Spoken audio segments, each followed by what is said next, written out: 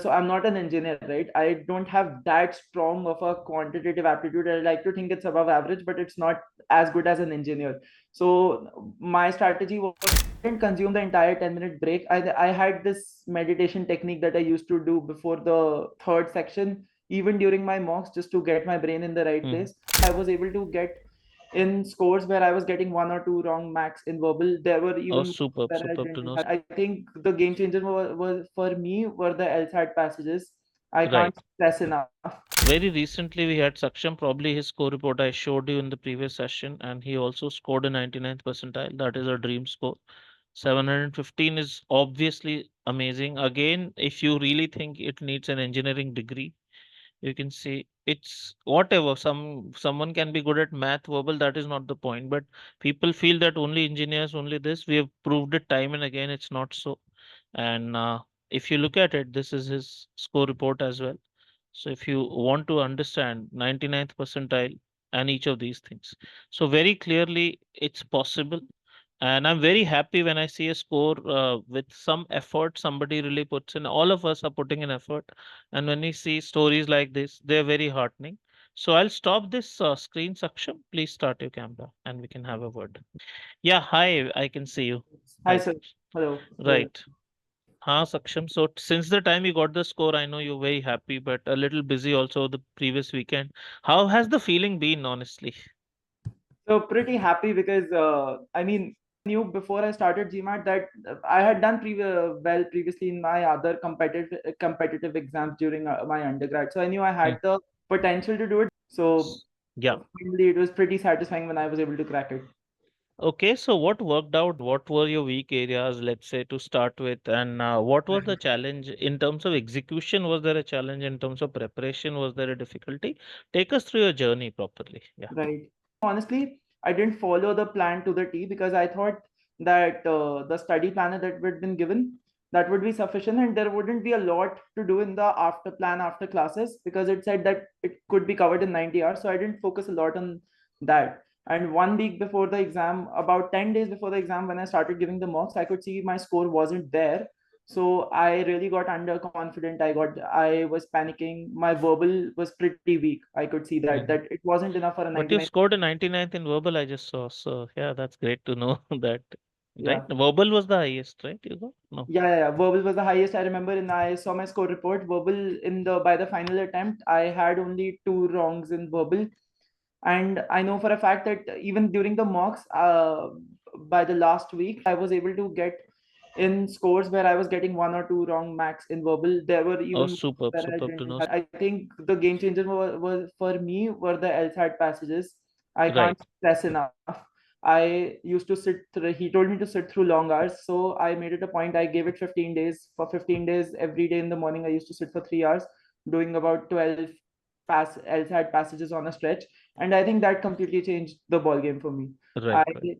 once I was through, I did 35 papers, I think, for LSAT, and I think that was the biggest game changer in my prep because quant, I knew I'm more or less there, and the thing was, I always used to get one or two wrongs. I By the time my prep was finishing, I knew I could get the silly mistakes out, but one or two mistakes, I was somehow not able to win the battle there.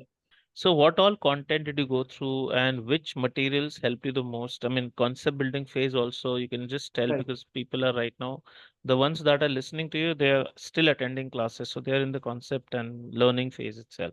right. I So, think for concept wise, for concept building, I think I followed the plan to the T. There were a couple of videos that I didn't that I skipped during the prep because I thought it's the same explanation for these questions that I have with me in the PDFs. But I think I shouldn't have the for example for critical reasoning, the techniques for assumption questions, the negation technique. That was something that was not there in the notes, but it was there in the video. right, Something I skipped before and something I saw after I gave my first attempt. I think that was the biggest game changer for me during for CR, and CR was my weakest area going for. So I think never skip anything during the prep. Follow it to the T as far as possible you can. I used for quant. I always wanted to make sure that because so I'm not an engineer, right? I don't have that strong of a quantitative aptitude. I like to think it's above average, but it's not as good as an engineer.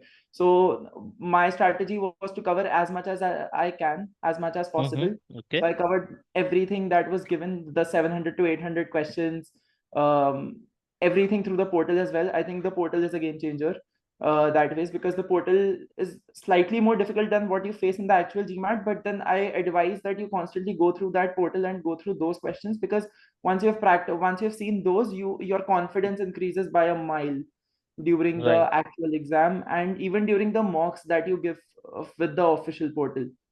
So do describe. I think you used all the material in portal, so no point asking you that. And you said that is okay. People think that people are already good at math. They have no problem with data sufficiency in the beginning. But did you have that trouble with the traps at all in the beginning?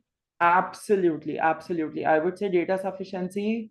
I suffered the most in DI in data sufficiency only, I think, if I'm not wrong, in my Right, right. first attempt. So I decided to improve that. I went back to the drawing board. I did DS 436. And then I used to make it a point, because I had planned it out with the faculty. The top Mm, faculty was really helpful in the Spanish specifically, that I he made the day I gave my first attempt and I had to give my second attempt. I remember it was a day before Holi, on the 24th of March. He sat down with me for about 15 minutes on the call.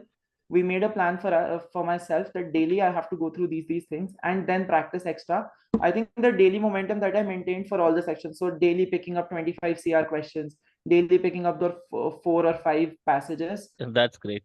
So describe your exact exam experience. You wrote at the center that you've already clarified, but beyond that, let's say what was the order you chose, and then anything Right. unusual or what were you able to pace? Everything related to the exam you can tell. Yeah. Right. So the exam experience was pretty pleasant. I would say it was very professional. Everything is well managed. They give you noise cancellation earphones or earplugs if Mm. you ask them. I think that helps a lot. Um, Exam order specifically, I chose to go with DI, quant, and verbal, because I knew quant has to be in between, because quant is like the section where I used to finish easily 8 to 9 minutes before the allotted time. So I Okay. had so that was a relatively easier section for me in terms of So you execution. kind of planned a longer break because quant will finish earlier and 10 minutes break you'll take before verbal. Is that how you did it? Like, is So that why? why I did it was because I knew the DI and verbal both were exhausting to my brain. Hmm. So, and I knew that I would want to take my break only after I was through 2 sections. Hmm.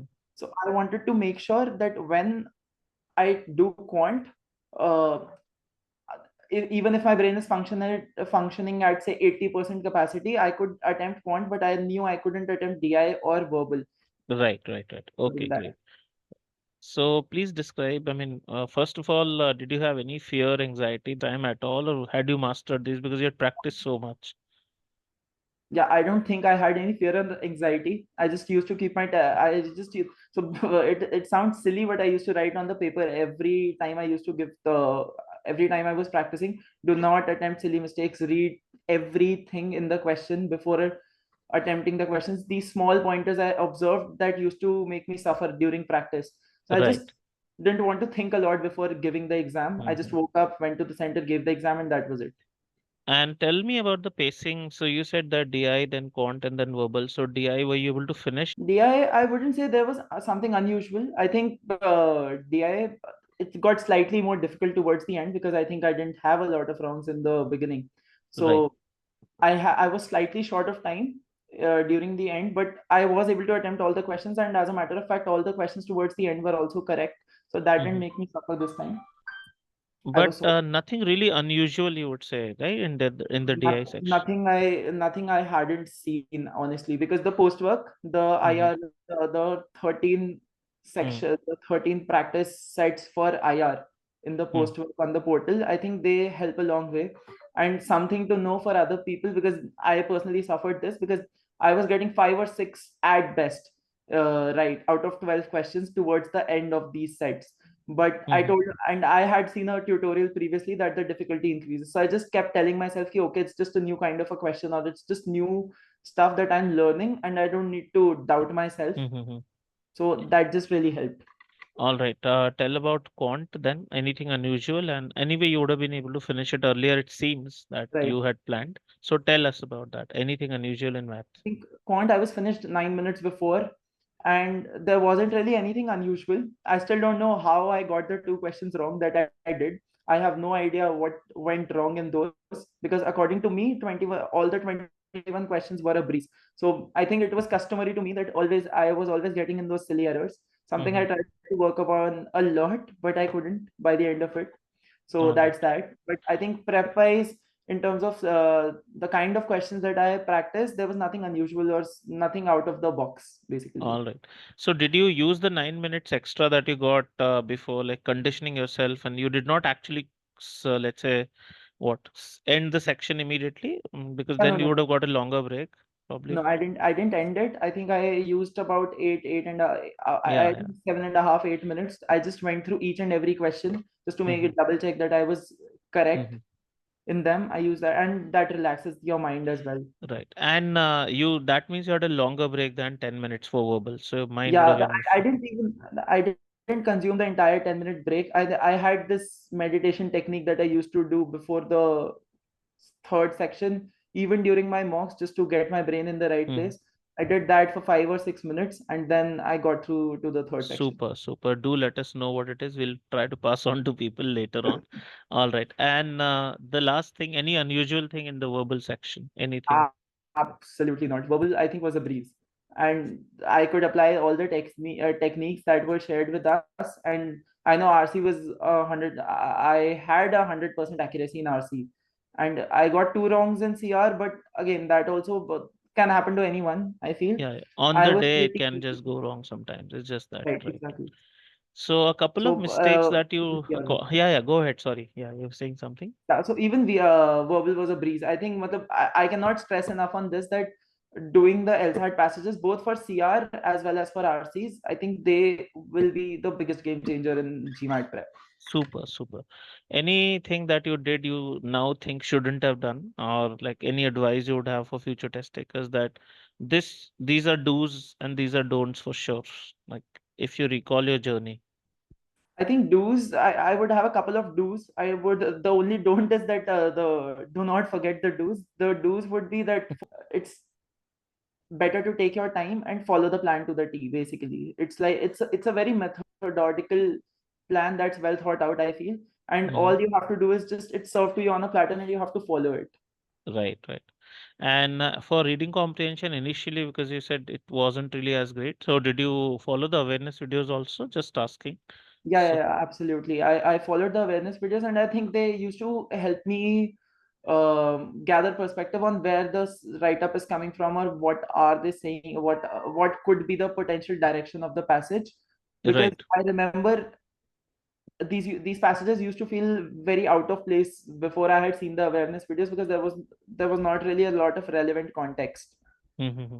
Right, right. Great. I think they helped big time. Right, absolutely. So, and what's the plan now? Are you willing to apply now or will wait out? I do not know how many years of work ex you have, by the way. So, I've worked for 3 years. I plan to work for one more year, hmm, and I want to apply to ISB next year. I want to start something of my own in India itself. So I don't really right. plan to apply to for foreign these Super, two. super. That's absolutely fantastic. But you don't want to apply now this year. You'll apply in 2025 for a 26 intake. No, no, no. I will apply this year for next year Okay, okay. ISB. Super. So I think that's the next plan for you. I'm sure you'll think about the application process now.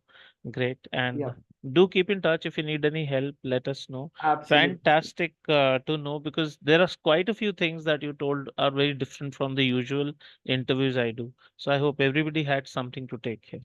Right. Thank you, Saksham, for making it at such a short notice. Right. No problem. Bye Thank bye. you. Yeah. Thank you so Bye. much. Thank you, everyone. Bye bye. Bye bye.